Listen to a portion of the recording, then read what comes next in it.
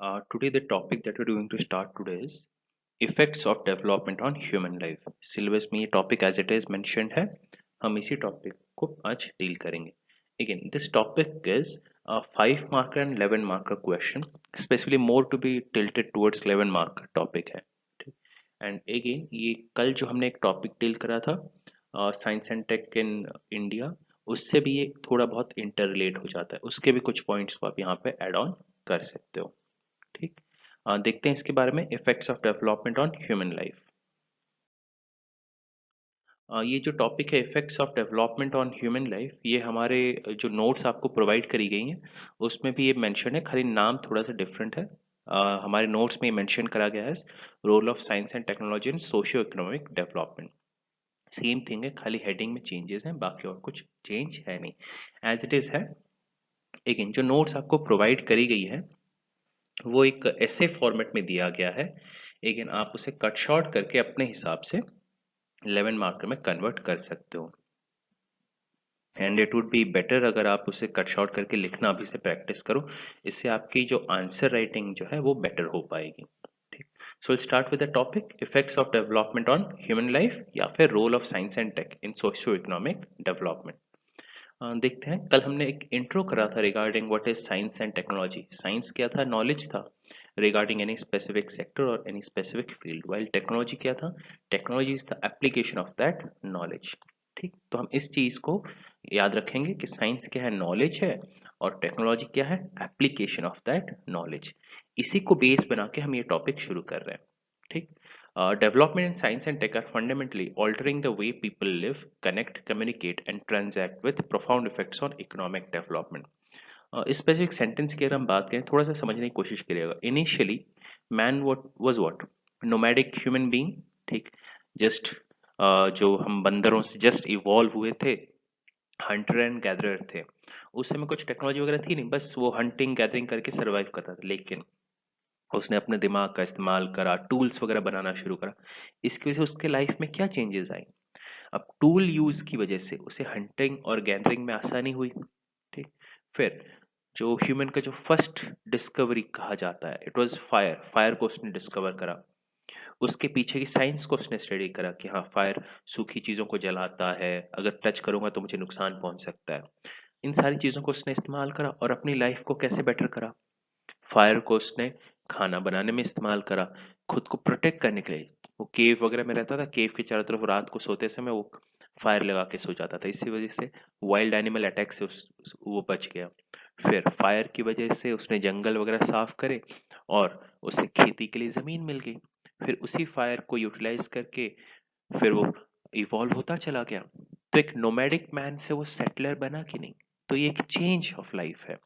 Similarly पहला invention wheel, पहिया जिसे हम कहते हैं, उस व्हील की जर्नी को देखिए. पहले उसने व्हील को इन्वेंट करा और उस व्हील की वजह से उसने कार्ट वगैरह बनाना शुरू करा. लेकिन वही व्हील धीरे धीरे मॉडिफाई होते होते आज की तारीख में जो आपकी गियर, साइकिल के व्हील हो गए, बाइक वगैरह, कार के टायर हो गए, ये सारी चीजें उसी व्हील से तो इवॉल्व हुई हैं.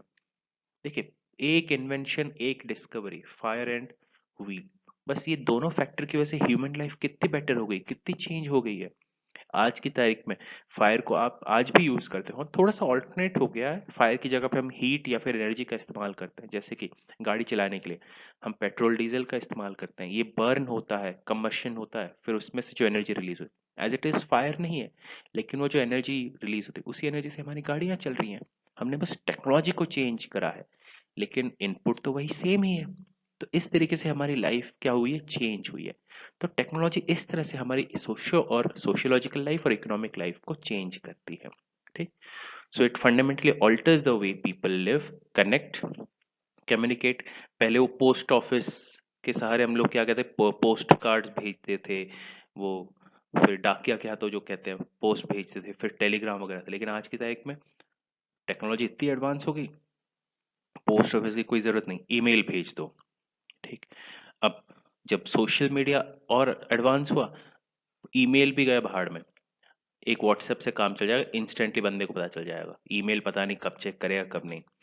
व्हाट्सएप भेज दो, एसएमएस कर लो, कॉल कर लो. पहले अगर 15-20 साल पहले अगर आपको पापा मम्मी से अगर आप पूछो तो उस समय कॉल चार्जेस कुछ भाई 20-22 रुपए हुए करते थे। आज की तारीख में एक बार रिचार्ज कर दो तो आपका इनकमिंग एंड आउटगोइंग फ्री। कितना सस्ता हो गया, कम्युनिकेशन कितना आसान हो गया। आप यहाँ पे घर पे बैठे बैठे पूरी दुनिया भर की खबर रख सकते हो। ट्रम्प ने क्या कहा, ठीक, पुतिन ने क्या करा, लेबनान में क्या हुआ क्या नहीं, पाकिस्तान में क्या हो रहा है, चाइना में क्या हो रहा है, ग्रीस में क्या हो रहा है, ये सारी जानकारी आप एक जगह बैठे बैठे इकट्ठे आप क्या कर सकते हो, एसिमुलेट कर पा रहे हो। लेकिन क्यों? टेक्नोलॉजी की वजह से। लेकिन जो हमारे पूर्वज थे उनको तो इसके बारे में कुछ अंदाजा था नहीं। तो कहीं ना कहीं टेक्नोलॉजी ने हमारी लाइफ को क्या करा है, ऑल्टर करा है। The way we live, the way we communicate and the way we evolve. साथ ही साथ ट्रांजैक्शन में भी ये हेल्प करता है, इकोनॉमी को मैनेज करने में भी हेल्प कर रहा है। गूगल पे ले लीजिए, पेटीएम वगैरह ले लीजिए, या फिर क्रेडिट कार्ड, डेबिट कार्ड, ये सब टेक्नोलॉजी की वजह से तो हुआ है। आज की तारीख में ईज ऑफ बिजनेस कहीं ना कहीं आसान हुआ है। पहले क्या था, बार्टर सिस्टम। हो सकता है सामने वाले के लिए बार्टर सिस्टम के जरिए हम कोई सामान बेचना चाह रहे हो, सामने वाले को पसंद ना आए तब। लेकिन इकोनॉमी हमने इवॉल्व कराई, करेंसीज इवॉल्व करी, तो ये सारी क्या है, टेक्नोलॉजीज हैं। और इसकी वजह से कहीं ना कहीं ह्यूमन की जो इकोनॉमिक डेवलपमेंट हुआ है वो कहीं ना कहीं एक अजूबे से कम नहीं है। To promote to promote technologies, advanced developing countries should invest in quality education for youth, continuous skill training for workers and managers. अगर हमें एडवांस होना है, आगे बढ़ना है, तो फिर हमें कॉन्टिन्यूसली टेक्नोलॉजी में इन्वेस्ट करने की ज़रूरत पड़ेगी ही पड़ेगी। अगर आप टेक्नोलॉजी डेवलप नहीं करोगे तो आप इवॉल्व कैसे होगे? जैसे आज की तारीख में अभी अगर आपने एक महीने में अगर आपने न्यूज़ वगैरह को फॉलो कर रहे हो, गवर्नमेंट पॉलिसीज़ को फॉलो कर रहे हो, एक प्रिंसिपल चल रहा है आत्मनिर्भर भारत। हम इंपोर्ट्स को कर्ब करने की कोशिश करें, कम करने की कोशिश कर रहे हैं। मेड इन इंडिया कैंपेन को ज़्यादा एम्फेसिस दे रहे हैं, रिसर्च पे ज़्यादा एम्फेसिस दे रहे हैं। क्यों? क्योंकि अगर ये रिसर्च, ये टेक्नोलॉजी अगर हम इंडिया में ही इवॉल्व कराएंगे तो हमें दूसरों पे डिपेंडेंट होना ही नहीं पड़ेगा। अगर हमारे वर्कर्स, हमारे मैनेजर्स, हमारी जो स्किल्ड लेबर है, अगर ये एफिशिएंट होगी तो सारी चीज़ें इंडिया में ही डेवलप करी जा सकती है। We can become a hub for the global world. तो टेक्नोलॉजी में हमेशा इन्वेस्ट करते रहना चाहिए। अगर आप टेक्नोलॉजी में इन्वेस्ट नहीं करोगे तो फिर कहीं ना कहीं लैक्यूना आ जाएगा। इसका बेस्ट एग्जांपल हिस्ट्री है। एंशियंट इंडिया ले लीजिए, मिडिवल इंडिया, वहां पे टेक्नोलॉजी पे लोगों ने काम करा, पढ़ाई वगैरह पे काम करा, तो वो सोने की चिड़िया बनी हुई थी। लेकिन ब्रिटिश एज में हुआ क्या, ब्रिटिश रूल के दौरान उन्होंने टेक्नोलॉजी वगैरह पे उन्होंने काम नहीं करा। उन्होंने बस इसे कॉलोनी की तरह देखा। इसी वजह से हुआ क्या, 200 साल तक हमारी जो टेक्नोलॉजी थी, साइंस में कहीं ना कहीं कमी आई। फिर बाद में हाँ चेंजेस हुई हैं, लेकिन कहीं ना कहीं रुकावट तो आई ना। जो इंडिया को कहा जाता है टेक्नोलॉजिकल हब, वो तो गायब भी हो गया। But situations are changing and for that change what we require is, हमेशा टेक्नोलॉजी को इवॉल्व होते रहना चाहिए। गवर्नमेंट को पैसे इन्वेस्ट करते रहना चाहिए, रिसर्च ऑर्गेनाइजेशंस को प्रमोट करना चाहिए कि नई नई टेक्नोलॉजीज को डेवलप करें। इसी से लाइफ बेटर हो पाएगी। Science and tech are key drivers to development because technological and scientific revolutions underpin economic advances, improvements in health systems, education and infrastructure. देख लीजिए ना, आज की तारीख में वही कोविड का एग्जांपल ले लीजिए। अगर टेक्नोलॉजी होती ही नहीं तो हमें पता ही नहीं चल पाता कि ये कोविड क्या है, एक वायरल बीमारी है। हमें पता ही नहीं चल पाता कि वायरस की वजह से बीमारी हो रही है। हम तो यही मानते हैं, अरे देवता का प्रकोप है, देवी नाराज हो गई है। जैसे पहले हुआ करता था, पहले क्या, अभी भी हम कुछ लोग फॉलो करते हैं, चिकन पॉक्स, बड़ी माता, माता आ गई है, ठीक, हम वो पूजा करते हैं, ये करते हैं। मीजल्स, छोटी माता आ गई। लोगों को इतनी जानकारी नहीं थी तो ये माता आ गई है। लेकिन अब जब हम पढ़ते हैं इसके बारे में, बायोलॉजी में पढ़ते हैं, अरे चिकन पॉक्स, मीजल्स, ये तो वायरस की वजह से हो रहा है, वायरल बीमारी है।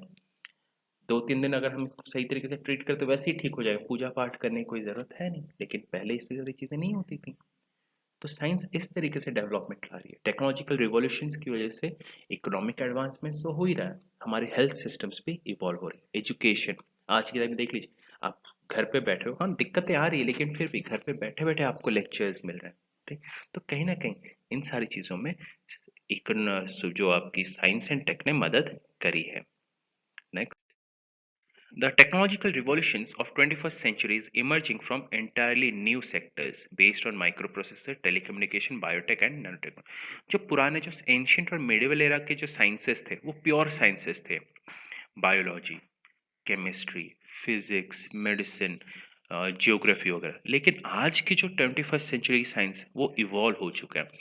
ये जो आपके कह सकते हो ऑर्थोडॉक्स साइंसेस है, पुराने साइंस के कंपैरिजन में आज की जो मॉडर्न साइंस है वो नए इमर्जिंग सेक्टर्स है। बायोलॉजी प्लस इंजीनियरिंग को जोड़ के हमने नया टेक्नोलॉजी, एक नई साइंस बना ली, बायोटेक्नोलॉजी। ठीक, ये एक नया साइंस है। फिजिक्स और एस्ट्रोनॉमी को जोड़ के एस्ट्रोफिजिक्स नई साइंस है। ज्योग्राफी की नॉलेज, फिजिक्स की नॉलेज और एस्ट्रोफिजिक्स की नॉलेज को हमने यूटिलाइज करा और एक नई टेक्नोलॉजी आ गई, स्पेस टेक्नोलॉजी। तो देखा जाए तो आज की तारीख में जो नई टेक्नोलॉजीज आ रही हैं, ये पुराने जो साइंस है उनसे कहीं ना कहीं इवॉल्व होके नए फील्ड से आ रहे हैं, और इनका योगदान आज की तारीख में हमारी लाइफ में बहुत ज़्यादा है। जैसे कि माइक्रो प्रोसेसर, आपके मोबाइल फ़ोन ले लीजिए, एसी का रिमोट ले लीजिए, लैपटॉप ले लीजिए, हर जगह पे माइक्रो प्रोसेसर्स डले हुए हैं। टेलीकम्युनिकेशंस, पहले के फ़ोन वगैरह, लैंडलाइन वगैरह देख लीजिए कितनी भारी भरकम हुआ करते थे, आज की तारीख में एक छोटे से मोबाइल फ़ोन के तौर पे कन्वर्ट हो गया। Biotechnology, nano technology, emerging sectors है। आज जो मेडिसिन वगैरह आप ले रहे हो, वो सब बायोटेक्नोलॉजी की देन है। आज जो आप फ़ोन को मिनिएचराइज कर पा रहे हो, लैपटॉप वगैरह जो इतना छोटा हो गया, पहले के जो कंप्यूटर होते बड़े बड़े हुआ करते थे, अब वो सारी चीज़ें छोटी होती जा रही, क्यों? नैनो टेक की वजह से। और ये आज की इमर्जिंग टेक्नोलॉजी है जो हमारी लाइफ को बेटर कर रही हैं। Products are transforming business practices across the economy as well as the lives of who all and have access to their effects. जिन जिन लोगों के पास टेक्नोलॉजी का एक्सेस है वो इवॉल्व हो रहे हैं, जिनके पास नहीं है वो कहीं ना कहीं पीछे छूट जा रहे हैं। जैसे एग्जांपल लेते हैं, हम बार बार कहते हैं US is a developed country. क्यों डेवलप्ड कंट्री है? US, India is developing, Africa is under developed. हम ये क्यों कहते हैं? क्योंकि उनके पास टेक्नोलॉजी है, हम टेक्नोलॉजी को इवॉल्व कर रहे हैं, वहीं पे अफ्रीका में टेक्नोलॉजी नहीं है। तो जिसके पास टेक्नोलॉजी है वो दूसरों से अच्छे कंडीशन में, जिसके पास टेक्नोलॉजी नहीं है वो कमजोर पड़ जाएगा। जैसे आप ही का एग्जांपल लेते हैं, ठीक, दो स्टूडेंट्स हैं, एक के पास मोबाइल फोन है, नेटवर्क है, दूसरे के पास नहीं है। जिसके पास मोबाइल फोन और नेटवर्क है वो ऑनलाइन लेक्चर्स एक्सेस कर पाएगा। चलो ऑनलाइन लेक्चर्स नहीं तो गूगल वगैरह से सर्च करके वो पढ़ सकता है, ठीक, घर पे बैठे बैठे वो पढ़ाई कर सकता है। लेकिन जिसके पास टेक्नोलॉजी नहीं है वो क्या करेगा? उसे तो इन्फॉर्मेशन मिलेगी नहीं। तो इस तरीके से टेक्नोलॉजी होने ना होने से फर्क पड़ता है। जिसके पास टेक्नोलॉजी है वो अपने लाइफ को चेंज कर पा रहा है, इकोनॉमी को चेंज कर पा रहा है, और अब खुद को क्या कर रहा है, इवॉल्व होने में उसे फायदा मिल रहा है। The most remarkable breakthroughs will come from interaction of insights and application arising when these technologies converge. पहले के ज़माने में होता यह था, बायोलॉजी पूरा अलग, लिविंग ऑर्गेनिजम्स के साथ, केमिस्ट्री पूरा अलग, फिजिक्स पूरा अलग, ज्योग्राफी अलग, सारे सेक्टर्स एक दूसरे से अलग थलग हुआ करते थे। लेकिन अब जो नए 21st सेंचुरी में हो ये रहा है कि अलग अलग साइंसेस, अलग अलग सेक्टर्स आपस में जुड़ रहे हैं, एंड जुड़ने की वजह से जो नए टेक्नोलॉजीज आ रहे हैं, इन्हीं नए टेक्नोलॉजीज के ऊपर हमारा फ्यूचर डिपेंडेंट है। जैसे कि space tech, geography, physics, astrophysics की नॉलेज को यूटिलाइज करके स्पेस टेक, और आज की तारीख में सैटेलाइट कम्युनिकेशन, डीटीएच सर्विसेज, ये सब सैटेलाइट की वजह से हो पा रहा है। बायोलॉजी की नॉलेज और इंजीनियरिंग की नॉलेज को हमने मर्ज करा, बायोटेक निकाला, और इसी बायोटेक की वजह से आज की जो डायग्नोस्टिक किट्स बन रही हैं, मेडिसिन, ड्रग्स वगैरह बन पा रही हैं। तो जो नए सेक्टर्स, नए टेक्नोलॉजीज आ रहे हैं वो किसकी वजह से हो रही है? पुराने साइंसेस के कन्वर्जेंस की वजह से, मिलने की वजह से। और आने वाला जो टाइम है इन्हीं नए साइंसेस का है, जहाँ पे अलग अलग साइंसेस, अलग अलग टेक्नोलॉजीज आपस में मर्ज होंगी और एक नया साइंस, नया एक प्रोडक्ट बन के आएगा। Next, through breakthroughs in health services and education, these technologies have power to better the lives of poor people in developing country. Education के सहारे, हेल्थ सर्विसेज के सहारे, टेक्नोलॉजीज के सहारे हम दूसरों की मदद कर सकते हैं। जैसे आज की तारीख में आपको पता होगा एक सर्विस गवर्नमेंट ऑफ इंडिया ने लॉन्च करा, भारत नेट। इसमें हो क्या रहा है, गवर्नमेंट ऑफ इंडिया ने इंडिया की जितने भी ग्राम पंचायत है, सारे ग्राम पंचायत तक ब्रॉडबैंड सर्विस पहुंचाने का बीड़ा उठाया। क्यों? जिम्मा उठाया, क्यों? रीजन इज, अगर ऑनलाइन कनेक्टिविटी रहेगी तो लोगों को इंफॉर्मेशन पहुंचाने में आसानी रहेगी, डिजिटलाइजेशन में आसानी रहेगी। तो गवर्नमेंट ये सारे इनिशिएटिव्स क्यों ले रहा है? ताकि सब एक दूसरे से कनेक्टेड रहें। गवर्नमेंट को पता रहे कि रूरल एरियाज में क्या हो रहा है, रूरल लोगों को पता चले गवर्नमेंट क्या करना चाह रही है। आज की तारीख में हर एक स्कूल, जो आपके पीएचसीज हैं, रूरल हॉस्पिटल्स हैं, उनको मॉडर्न, जो आपके सिटी में जो बेस सुपर स्पेशलिटी हॉस्पिटल्स, उनके साथ टाई अप कराया जा रहा है। रूरल जो स्कूल्स हैं, कॉलेजेस हैं, उनको ई एजुकेशन के सहारे, बड़े बड़े यूनिवर्सिटीज़ के साथ टाई अप कराया जा रहा है। क्यों कराया जा रहा है? क्योंकि हम टेक्नोलॉजी पहुंचा रहे हैं ताकि जिन एरियाज में डेवलपमेंट नहीं हुआ है वहां पे हम डेवलपमेंट ला सकें। बेस्ट एग्जांपल लेते हैं, माओइस्ट एरिया। ठीक, वहां पे डेवलपमेंट क्यों नहीं? क्योंकि वहां पे टेक्नोलॉजी की कमी है, रोड नहीं है, एक्सेस नहीं है, मोबाइल नेटवर्क नहीं है। इसी वजह से ये माओइस्ट वगैरह ग्रो कर पा रहे हैं। लेकिन अगर वहां पे टेक्नोलॉजी वगैरह पहुंच जाएगी, वहां पे अगर हमें प्रॉपर रोड एक्सेसिबल हो जाएगा, तो ये माओइस्ट छुप ही नहीं पाएंगे। वहाँ के जो लोगों को बहका के वो माओइज्म में शामिल कर रहे हैं वो कर ही नहीं पाएंगे। तो इस वजह से टेक्नोलॉजी हमारे लिए चाहिए कि जिसके पास टेक्नोलॉजी होगी वो अपने जो पुअर पीपल हैं उनको वो पुअर बीपीएल से क्या कर सकती है, पॉवर्टी लाइन से ऊपर ला सकते हैं। ठीक, नेक्स्ट एक और एग्जांपल लेते हैं, eradicating malaria scourge for African and Asian continents for centuries now possible. Malaria का वैक्सीन आ गया जिसकी वजह से मलेरिया को हम क्या कर सकते हैं, इरेडिकेट कर पा रहे हैं। Cure for other diseases which are endemic in developing countries are also now possible, जैसे polio, India is polio free. Small pox पूरी तरह से इरेडिकेट हो चुका है, टीबी पे काम चल रहा है, एड्स को हम कंट्रोल कर में ला चुके हैं। तो ये शो कर रहा है कि नए मेडिसिन क्योर्स वगैरह हम डेवलप करें। अभी भी कोविड चल रहा है, बहुत लोग डर रहे थे, लेकिन अभी कुछ सक्सेसफुल कोविड वैक्सीन के टेस्ट हुए हैं। अब वो सक्सेसफुल होगा नहीं वो पता नहीं, लेकिन फिर भी within few months we were able to evolve precursors of COVID vaccine, right. हमने मॉडल तो बना ही लिया है ना कहीं ना कहीं शो करता है कि हम आने वाली प्रॉब्लम से भी लड़ पाएंगे, और टेक्नोलॉजी इसी चीज में हेल्प करता है। It allows people to live healthy and productive life. तो टेक्नोलॉजी इस तरीके से हमारी लाइफ को बेटर कर रहा है।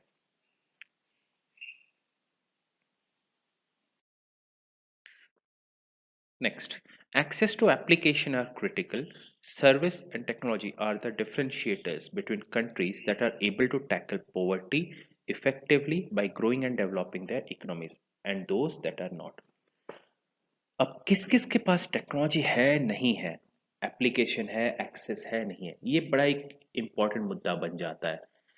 जो सर्विस एंड टेक्नोलॉजी है ये एक डिफरेंशिएशन फैक्टर बन जाता है। जैसे हम कहते हैं ना, developed countries, developing countries, under developed countries. ठीक, ये सारे के सारी जो डिफरेंशिएशन ये टेक्नोलॉजी के ऊपर है। हम मानते तो हैं कि हाँ पैसा है, पैसे की वजह से डिफरेंशिएट, लेकिन पैसे के अलावा एक और एस्पेक्ट है टेक्नोलॉजी। अब जो डेवलप्ड कंट्रीज हैं वो स्टार्टिंग से डेवलप नहीं थे। जैसे यूएस, यूएस अभी 200 साल पहले उसको आज़ादी मिली है, 200 250 साल पहले ही उसे आज़ादी मिली है। ठीक, अराउंड हाँ 300 years, 250 some around years, exact मुझे भी डेट याद नहीं है, मैं गलत डेट बता के कंफ्यूज नहीं कराऊंगा। तो एक बार चेक कर लेना, but still it was a colony. जैसे इंडिया एक कॉलोनी था, US was also a colony for Europe, England के लिए वो भी एक कॉलोनी था। बट हुआ क्या, जैसे उन्हें आज़ादी मिली उन्होंने नए टेक्नोलॉजीज पे रिसर्च करना शुरू करा, और आज की तारीख में देखिए within span of few centuries एक कॉलोनी से वो आज की तारीख में ग्लोबल पावर बन चुका है। क्यों हुआ? कि उन्होंने साइंस एंड टेक पे काम करा, साइंस एंड टेक से नई टेक्नोलॉजीज बनाई, उसी टेक्नोलॉजी को बेच के वो पैसे लाए, और इसी पैसे से वो इवॉल्व होते चले गए। एक कॉलोनी से वो एक डेवलप्ड कंट्री बन गया। इंडिया अभी भी आज़ाद हुई है, टेक्नोलॉजी को हम डेवलप कर रहे हैं, इकोनॉमी को स्टेबल कर रहे हैं, तो हम किस में आ जाते हैं, डेवलपिंग कंट्रीज में। अफ्रीका, रिसोर्सेज भरपूर है लेकिन टेक्नोलॉजी है नहीं, तो वो रिसोर्स को एक्सेस नहीं कर पा रहे, यूटिलाइज नहीं कर पा रहे, तो इसी वजह से वो क्या रह गए, under developed countries.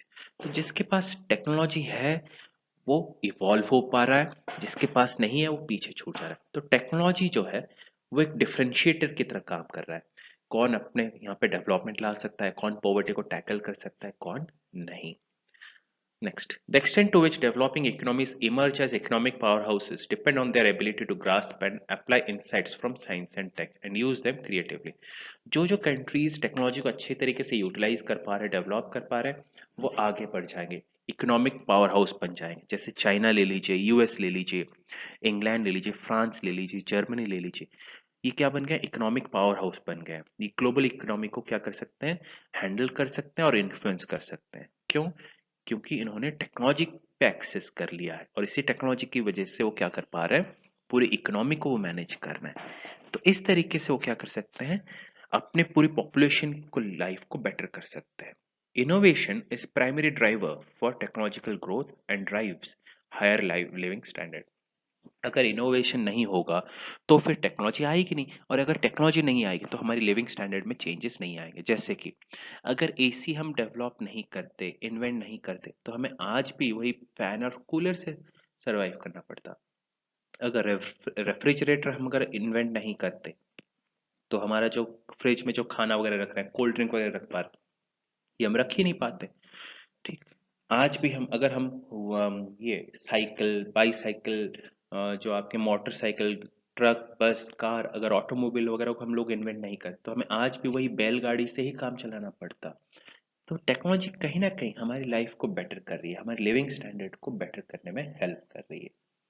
Next, as an engine of growth, the potential of technology is endless, and it is still largely untapped in developing world regions across the globe. Technology का कोई लिमिट नहीं है।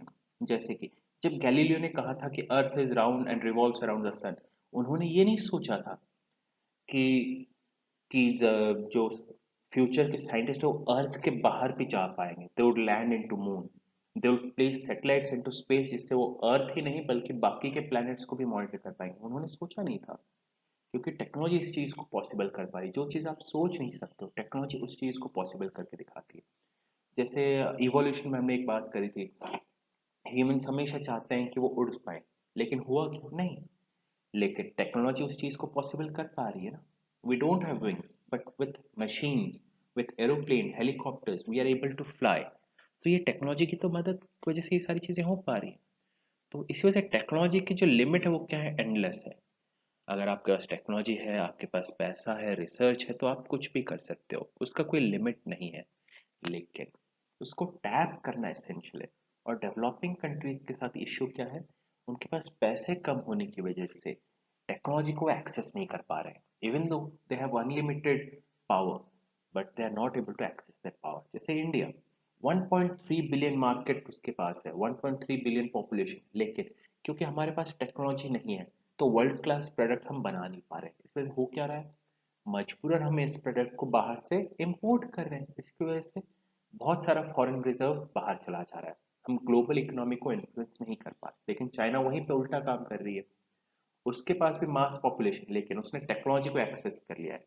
मॉडर्न टेक्नोलॉजी होने की वजह से वो क्या कर सकता है?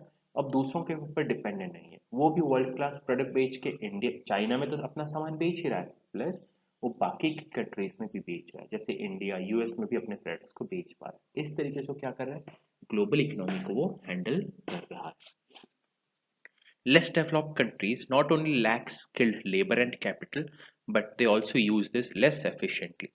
जैसे कि अफ्रीकन नेशंस का एग्जांपल लीजिए, उनके पास स्किल्ड लेबर नहीं है, पैसे नहीं है, तो इसी वजह से वो उस टेक्नोलॉजी को सही तरीके से इस्तेमाल नहीं कर पा रहे हैं। Inputs account for less than half of the difference in per capita income across nation.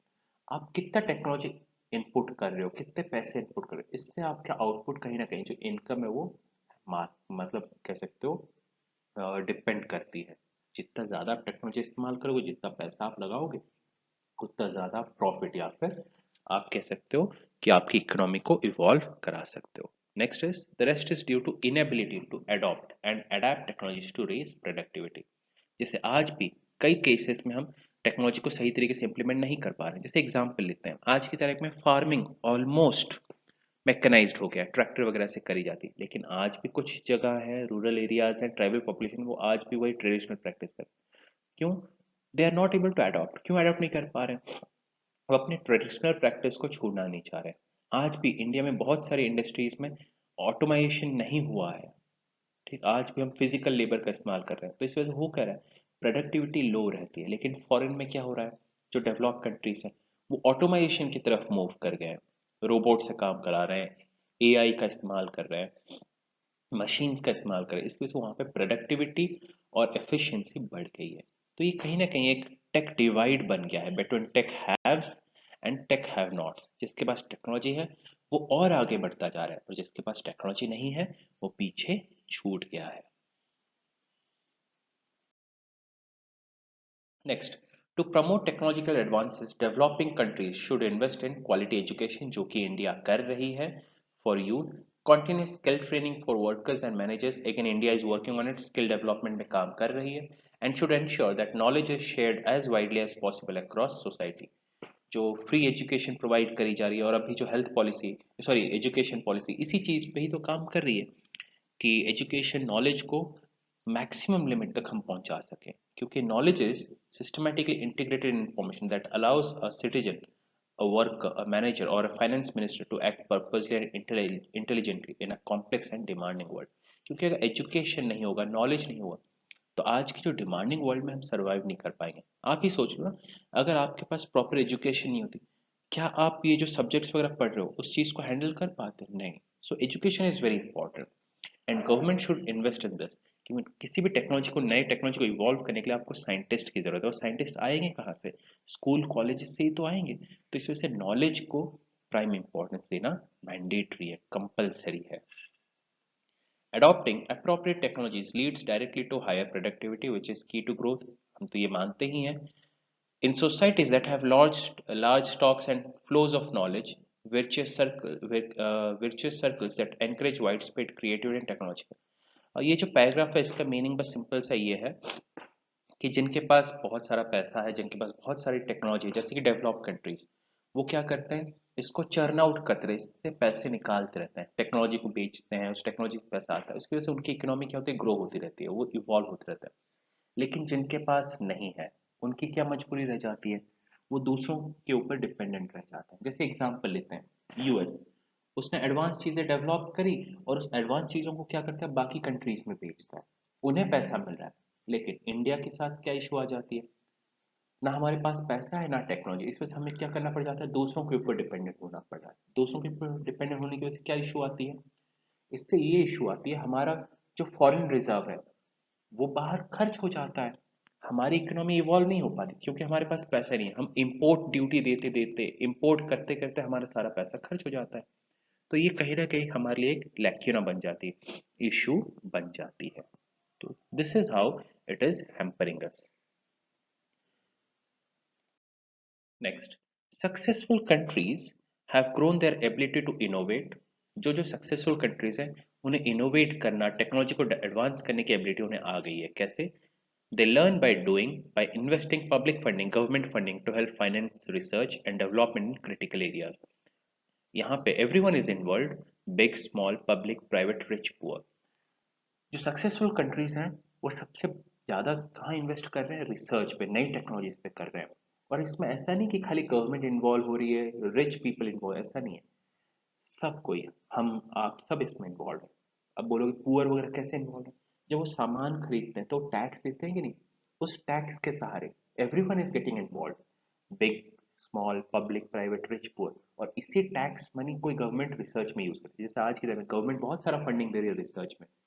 ये जो नई science and tech policy government of India ने डेवलप करी, वो कुछ न इसी चीज़ पे ही काम करी कि आप नए नए रिसर्च सेंटर ओपन करो, हम गवर्नमेंट फंडिंग देगी। अगर वो सही काम है तो गवर्नमेंट हेल्प करने के लिए रेडी है कि हाँ मैं फंडिंग दूंगा, आप रिसर्च करो, नई नई टेक्नोलॉजीज को इवॉल्व करो। Make in India campaign is also about it, कि research and develop new technologies in India itself.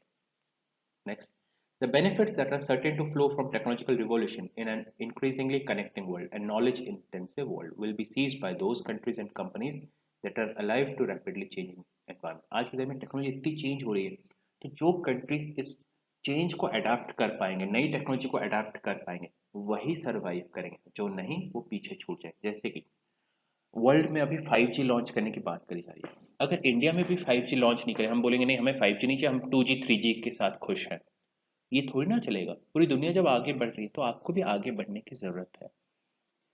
अगर दुनिया में फास्ट ट्रेन्स आ रही हैं तो हमारे यहाँ पे बुलाने की जरूरत। कुछ लोग कहेंगे अरे अपनी पैसा नहीं है, ऐसी बात नहीं है। जब वो फास्ट बुलेट ट्रेन्स आएंगी तो अपने साथ वो नई टेक्नोलॉजी भी तो लेके आ रही है। उस टेक्नोलॉजी की वजह से होगा क्या, नया इनकम जनरेट होगा, नई जॉब्स भी क्रिएट होंगी, तो इसी वजह से ये सारी चीजें हमें चाहिए। ठीक, so innovation technology are very essential to drive our development and growth. Those that succeed will make substantial advances in reducing poverty and inequality. जिन जो टेक्नोलॉजी को एक्सेस कर पाएंगे, जो इवॉल्व हो पाएंगे, वो कंट्रीज और उनकी पॉपुलेशन पॉवर्टी से ऊपर उठ पाएगी। जो नहीं कर पाएगा वो हमेशा पुअर रह जाएगा। जैसे फिलहाल के लिए अफ्रीका और इंडिया इस बीच में कहाँ है, डेवलपिंग है, मतलब वो यूएस और अफ्रीका के बीच में फंसा हुआ है। हम धीरे धीरे टेक्नोलॉजी को इवॉल्व करा रहे हैं, अपनी इकोनॉमी को स्टेबल कर रहे हैं ताकि हम भी डेवलपिंग से डेवलप नेशन बन पाए। So this is your topic about role of science and tech in development of mankind या फिर सोशियो इकोनॉमिक डेवलपमेंट। ठीक, टेक केयर। डाउट वगैरह है तो फिर डाउट पूछ लेना, व्हाट्सएप कर लेना, I answer it out there. Have a good day. And again इस टॉपिक को 11 मार्कर के हिसाब से लिख लेना। Take care.